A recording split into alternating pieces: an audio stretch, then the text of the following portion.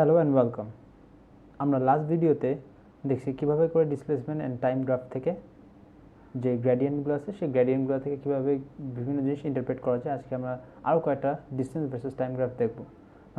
আগে যে গ্রাফগুলো দেখছি সেই সব গ্রাফগুলাই সবসময় গ্রাফটা হচ্ছে ডিসপ্লেসমেন্টের পজিটিভ সাইডে ছিল, বাট এই পার্টিকুলার কেসে ঠিক তার উল্টাটা। এখন সবগুলো গ্রাফই ডিসপ্লেসমেন্টের নেগেটিভ সাইড।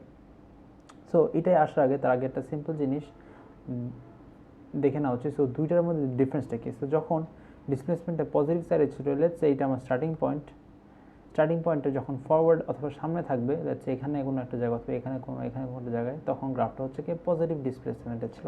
যেহেতু পজিটিভ ডিসপ্লেসমেন্টে ছিল, সো পজিটিভ ডিসপ্লেসমেন্টে গ্রাফটার পজিশন ছিল। নাও সেটা চেঞ্জ হয়ে এখন এই জিনিসগুলো আর এখানে নাই। সো এই পার্টিকুলার কেসে আমরা যে গ্রাফগুলো নিয়ে কাজ করবো, গ্রাফগুলো always displacement negative side. So displacement negative side মানে হচ্ছে এই যে স্টার্টিং পয়েন্ট, এই পয়েন্টের পিছে প্রতিটা গ্রাফ এক্সিস্ট করে। তার মানে আমাদের যে অবজেক্ট অথবা কার নিয়ে কাজ করতেছে সেই অবজেক্ট অথবা কারগুলো স্টার্টিং পয়েন্টের পিছে। নাও আমরা গ্রাফে চলে যাই। আমাদের যে ফার্স্ট গ্রাফটা আছে সেই গ্রাফটা অলরেডি আমরা জানি। সো এই গ্রাফটাতে আমাদের ফার্স্ট স্টেপ হবে গ্রেডিয়েন্টটা দেখা। সো গ্রেডিয়েন্টটা হচ্ছে কি এখানে 0, কারণ হরিজন্টালি একটা স্ট্রেট লাইন। গ্রেডিয়েন্টটা যেহেতু 0 আর গ্রেডিয়েন্টটা একটা ডিসপ্লেসমেন্ট টাইম গ্রাফের গ্রেডিয়েন্ট আমাকে যেহেতু ভেলোসিটি বলে দেয়, তাহলে আমরা এতটুকু বলতে পারবো যেখানে ভেলোসিটি হচ্ছে 0 এবং কার অথবা অবজেক্ট হচ্ছে স্টেশনারি। সো যদি সেটা হয় তাহলে আমরা তাহলে লিখে দিই এখানে লিখব যে যেহেতু গ্রেডিয়েন্ট 0,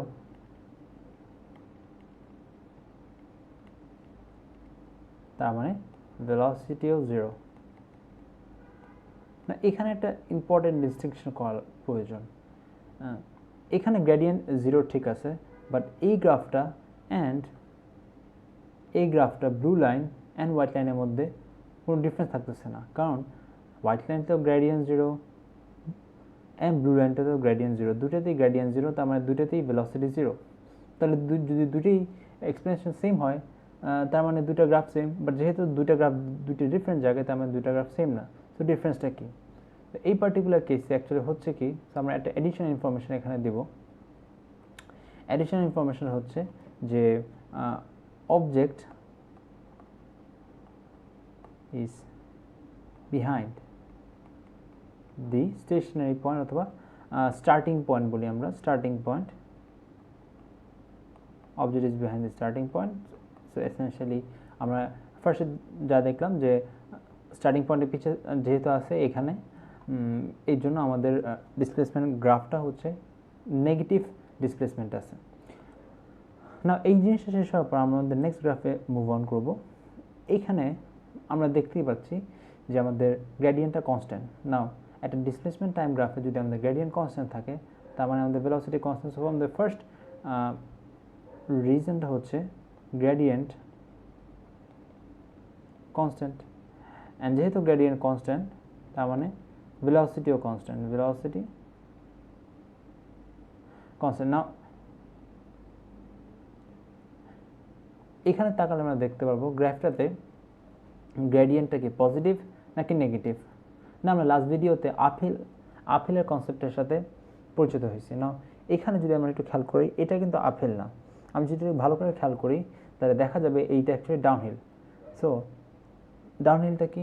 ডাউনহিলটা এসেনশিয়ালি আমি যদি কোনো পাহাড় অথবা হিল থেকে নামতে থাকি, যেরকম স্লোপ থাকবে এখানেও কিন্তু ঠিক একই রকম স্লোপ। বিকজ আমি 5 সেকেন্ডে 10 সেকেন্ডস 15 সেকেন্ডস এভাবে রেফারেন্স করে যদি যাই, তাহলে আমি দেখতে পাবো আস্তে আস্তে করে আমি নিচে নামতেছি। সো অ্যাজ এ রেজাল্ট আমি এখানে এই যে গ্রেডিয়েন্ট আছে সেই গ্রেডিয়েন্টটা নেগেটিভ। না, আমরা গ্রেডিয়েন্ট যদি নেগেটিভ হয় তাহলে আমাদের ভেলোসিটি কী হবে? না, লাস্ট ভিডিওতে আমরা দেখছি গ্রেডিয়েন্ট যখন পজিটিভ হয়েছে তখন ভেলোসিটি পজিটিভ, তার মানে গাড়িটা সামনে যাচ্ছিল। এখন যেহেতু গ্রেডিয়েন্টটা নেগেটিভ, তার মানে ভেলোসিটিও নেগেটিভ। আর ভেলোসিটি নেগেটিভ মানে গাড়িটা এখন ব্যাকওয়ার্ড যাচ্ছে। নাও এইটা এখন এইটা আমরা যে এক্সপ্লেনেশনটা দিলাম সেটা অবভিয়াসলি আগের এক্সপ্লেনেশন থেকে ডিফারেন্ট। তো আমরা এখানে আর অন্য কিছু লেখার কোনো প্রয়োজন নেই, আমরা এখন নেক্সট পার্টে মুভ অন করব। আমার নেক্সট গ্রাফটা দেখতে একটু ডিফারেন্ট। তো আমরা দেখি বুঝতে পারতেছি এই গ্রাফে গ্রেডিয়েন্ট কনস্ট্যান্ট না। এখন আমাদের কাজ হচ্ছে গ্রেডিয়েন্টটাকে ইনক্রিজিং নাকি ডিক্রিজিং বের করা। সো একটু কেয়ারফুল থাকতে হবে ইনিশিয়ালি। সো আমি একটা এখানে লাইন আঁকি, অ্যান্ড দেন নেক্সট লাইনটা হচ্ছে কি এখানে হবে। সো এখানে একটা লাইন আঁকি। সো ফার্স্টে আমি যদি এখানে আলাদা করে আঁকি লাইনগুলো, সো এখান থেকে এরকম হয়েছে। তো ফার্স্টে আমার লাইনটা লেস স্টিপ ছিল, সেকেন্ডে সেটা লাইনটা মোর স্টিপ হয়ে গেছে। সো স্টিপনেস ইনক্রিজ করছে, স্টিপনেস যদি ইনক্রিজ করে তার মানে আমার গ্রেডিয়েন্টও ইনক্রিজ করছে। সো এইটা দেখে আমরা এতটুকু বলে দিতে পারি যে আমাদের গ্রেডিয়েন্ট ইনক্রিজ করছে। আর যেহেতু আমাদের গ্রেডিয়েন্ট ইনক্রিজ করছে তার মানে কি আমি বলতে পারবো স্টেপ 1-এ গ্রেডিয়েন্ট ইনক্রিজেস। আর গ্রেডিয়েন্ট যেহেতু ইনক্রিজ করে তার মানে ভেলোসিটি ইনক্রিজেস। অলরাইট, নাও আমাদের স্টেপ 2-এর পালা। সো স্টেপ 2-তে আমরা কি দেখব? স্টেপ 2-তে দেখব গ্রেডিয়েন্টটা কি পজিটিভ নাকি নেগেটিভ। নাও এই প্লেসটাতে আমরা দেখলেই বুঝতে পারছি এটা ডাউন হিলের মতন শেপ হচ্ছে। সো আমরা জানি আগের দুটো গ্রাফ থেকে যদি ডাউন হিল থাকে তার মানে হচ্ছে গিয়ে আমাদের গ্রেডিয়েন্টটা হচ্ছে গিয়ে নেগেটিভ। সো আমাদের গ্রেডিয়েন্ট যেহেতু নেগেটিভ তার মানে ঠিক আগের রিজনিংটাই হবে আমাদের গ্রেডিয়েন্ট নেগেটিভ, তার মানে ভেলোসিটিও নেগেটিভ, and hence আমরা ব্যাকওয়ার্ড মুভ করতেছি। নাও এই গ্রাফটা, এই পার্টিকুলার গ্রাফ, এখান থেকে আমরা সব ইনফরমেশন বের করে নিয়েছি। এখানে এই গ্রাফটা দেখার পর আমরা এখন নেক্সট গ্রাফটাতে মুভ অন করব। আমাদের নেক্সট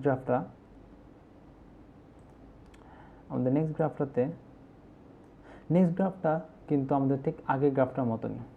সো আমাদের এটা হচ্ছে গিয়ে আমাদের এখনকার জন্য লাস্ট গ্রাফ। সো এই পার্টিকুলার গ্রাফে আমাদের দুইটা স্টেপ। সো ফার্স্ট স্টেপটা কি, আমাদের দেখতে হবে যে গ্রেডিয়েন্ট কি চেঞ্জ হচ্ছে কিনা। অবভিয়াসলি দেখে মনে হচ্ছে গ্রেডিয়েন্ট চেঞ্জ হচ্ছে। এখন কাজ হচ্ছে গ্রেডিয়েন্টটা কি ইনক্রিজিং নাকি ডিক্রিজিং।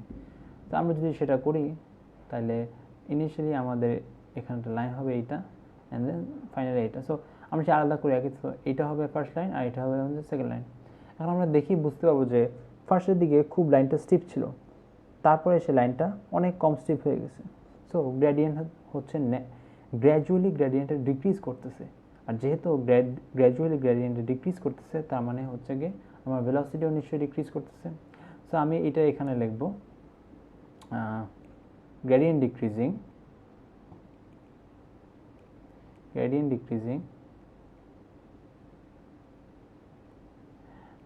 ভেলোসিটিও ডিক্রিজ করতেছে,